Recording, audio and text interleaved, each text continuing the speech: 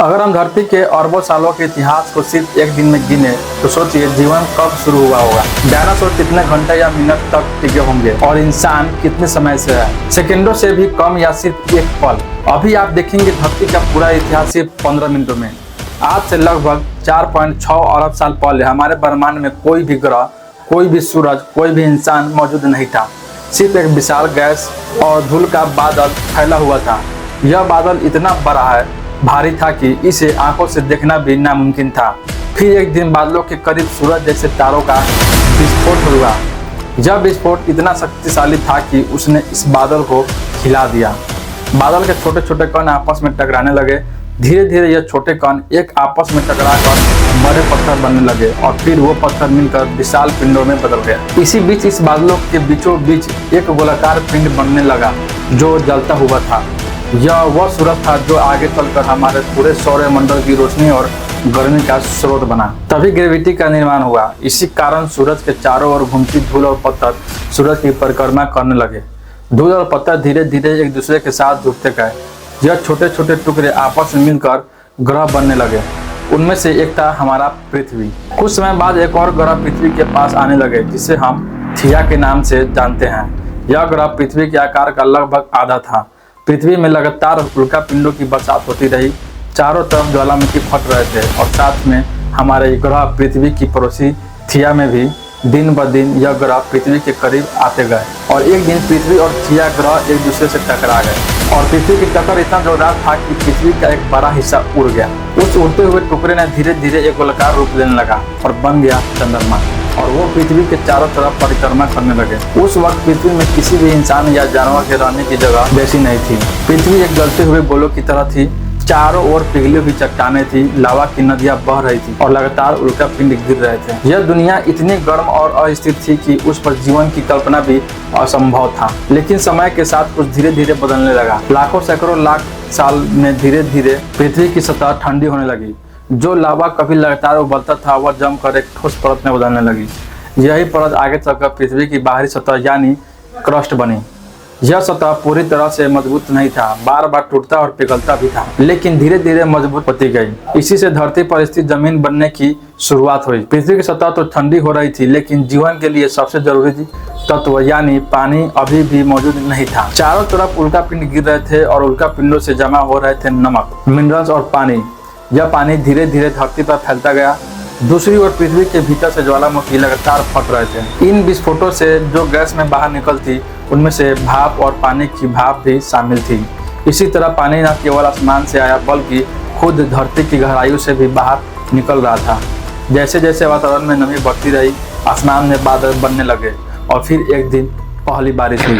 यह कोई साधारण बारिश नहीं थी बल्कि लगातार हजारों साल तक बरसती रही। धरती की दरारों, गड्ढों और निचले हिस्सों में यह पानी भरने लगा। धीरे धीरे यही पानी जमा होकर पृथ्वी के पहले महासागर का रूप लेने लगा। यही वो विशाल जल स्रोत था जिसमें भविष्य का जीवन आकार लेने वाला था। महासागर बनने के बाद उसमें केवल पानी ही नहीं था बल्कि तमाम तरह के रसायन भी घुलने लगे। इन रसायनों में कार्बनिक, यौगिक, अमीनो एसिड और न्यूक्लियोटाइड शामिल थे।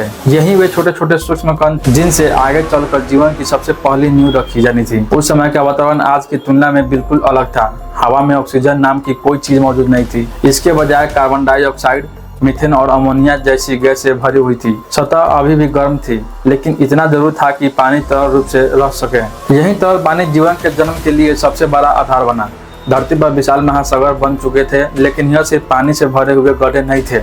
इन महासागरों में तरह तरह के रसायन घुल चुके थे, कार्बन, अमीनो एसिड और वे भी अभी छोटे छोटे तत्व जिनसे जीवन की शुरुआत हो सकती थी। वातावरण में उस समय बिजली की चमक और ज्वालामुखियों का धुआं लगातार फैल रहा था। जब बिजली की चमक महासागर में मौजूद इन रसायनों से टकराई तब जीवन की पहली चिंगारी जगी। यही वो पल था जब निर्जीव रसायनों से पहला जीवित मॉलिक्यूल बना। यह कोई बड़ा जीव नहीं था बल्कि बेहद सूक्ष्म और साधारण सा जीवाणु था। यही छोटे छोटे जीव हमारी धरती पर जीवन की पहली निशानी था। शुरुआत में यह माइक्रोसेप बेहद साधारण थे, लेकिन इनकी खासियत यह थी कि यह खुद को कॉपी कर सकते थे, यानी अपने ही तरह नए जीव बना सकते थे। धीरे धीरे यह फैलने लगे और पूरे महासागर में जीवन की एक पतली सी परत बिछने लगी। लेकिन सबसे बड़ा बदलाव तब आया जब इन सूक्ष्म जीवों ने धूप का इस्तेमाल करना सीख लिया। कुछ माइक्रोसेप ने सूरज की रोशनी से ऊर्जा बनानी शुरू की।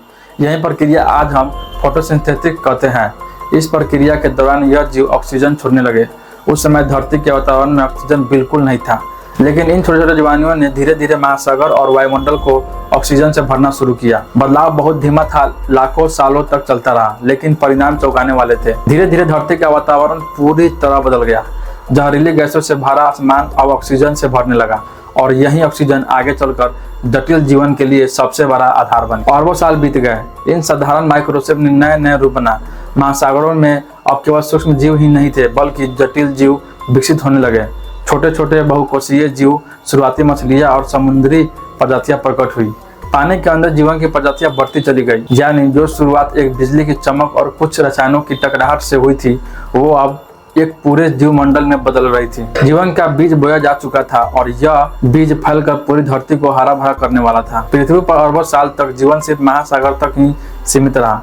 सूक्ष्म जीवों से शुरू होकर धीरे धीरे बड़े और जटिल समुद्री जीव विकसित हुए। इन समुद्रों में छोटे छोटे शैवाल, स्पॉन्ज जैसे नरम जीव और फिर मछलियां जैसी प्रजातियां पैदा हुई। यह सब जीवन पानी के अंदर ही पनप रहा था, क्योंकि जमीन पर उस समय तक वातावरण बिल्कुल अलग था, कठोर, गर्म और जीवों के लिए सुरक्षित नहीं था।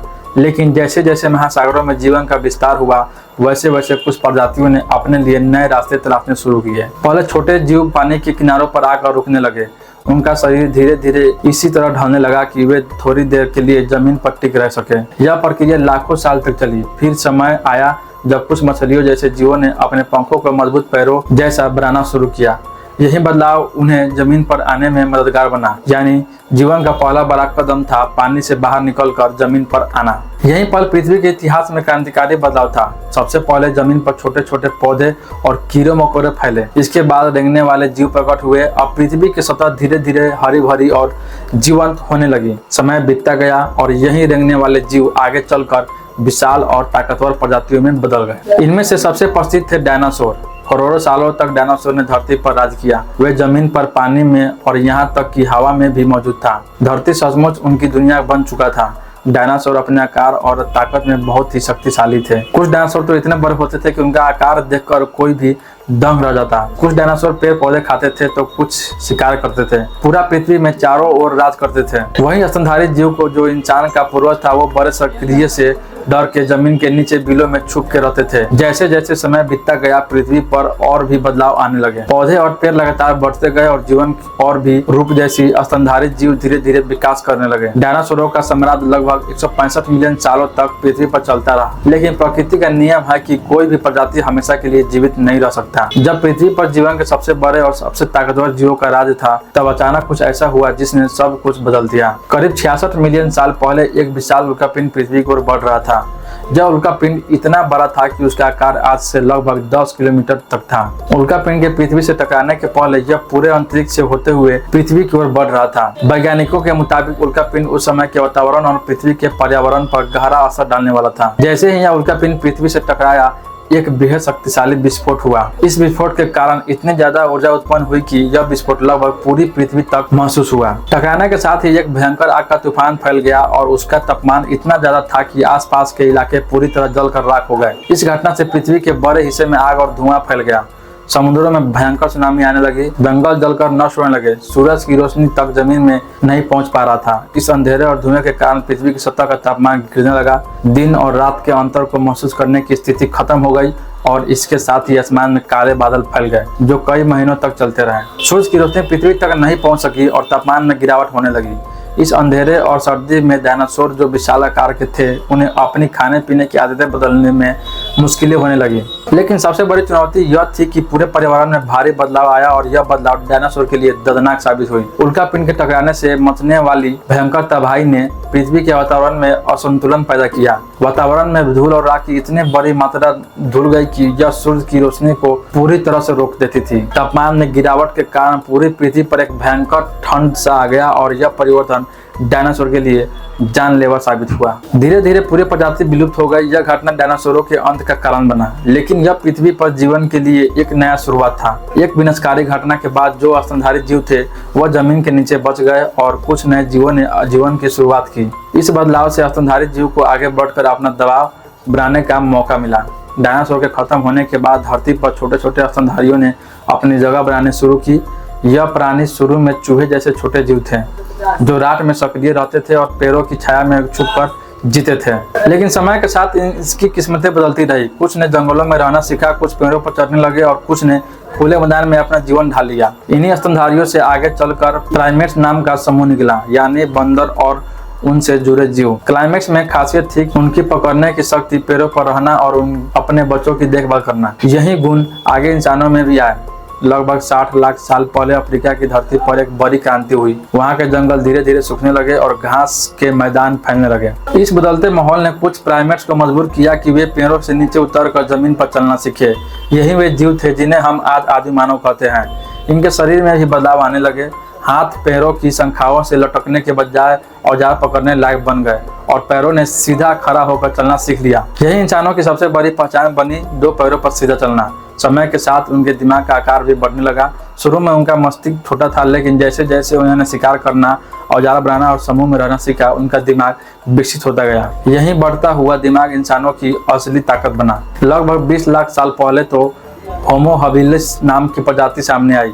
यह पहली प्रजाति थी जिसने पत्थरों को तोड़कर धारदार औजार बनाए। अब वे सिर्फ शिकार ही नहीं करते थे, बल्कि मांस को काट कर खाना और हड्डियों को तोड़कर मजा निकालना भी सीख चुके थे। इसके बाद आया होमो इरेक्टस। यह प्रजाति और भी ज्यादा उन्नत थी। उन्होंने आग जलाना सीखा, दूर दूर तक यात्रा की और अफ्रीका से बाहर निकलकर एशिया और यूरोप तक फैल गए। आग की खोज ने उनका जीवन बदल दिया। अब वे ठंड से बच सकते थे, खाना पका सकते थे और अंधेरे से डरने की जरूरत नहीं रही। फिर धीरे धीरे नियंदरस्थल जैसी प्रजातियों आई और जो बेहद ताकतवर और समझदार थी। उन्होंने पुरुषों में रहना शुरू किया, कपड़े बनाए और मृतकों को दफनाना तक सीखा। लेकिन अंत में इन सबके बीच सबसे सफल प्रजाति बनी होमो सेपियन, यानी हम आधुनिक इंसान। लगभग 3 लाख साल पहले अफ्रीका में पहली बार आधुनिक इंसान का जन्म हुआ। यह प्रजाति दूसरों से अलग थी क्योंकि इनके पास भाषा थी, कल्पना थी और दूसरे के साथ मिलकर काम करने की ताकत थी। उन्होंने कला बनाई, दीवारों पर चित्र बनाए, नावें बनाई और समुद्र पार करने लगे। धीरे धीरे इंसान पूरे पृथ्वी पर फैल गए। यही यात्रा हमें आज यहाँ तक लेकर आई है, यानी समुद्र में पैदा हुआ एक छोटा सा माइक्रोब अरबों सालों के बदलाव और संघर्ष के बाद आधुनिक इंसान में बदल गए।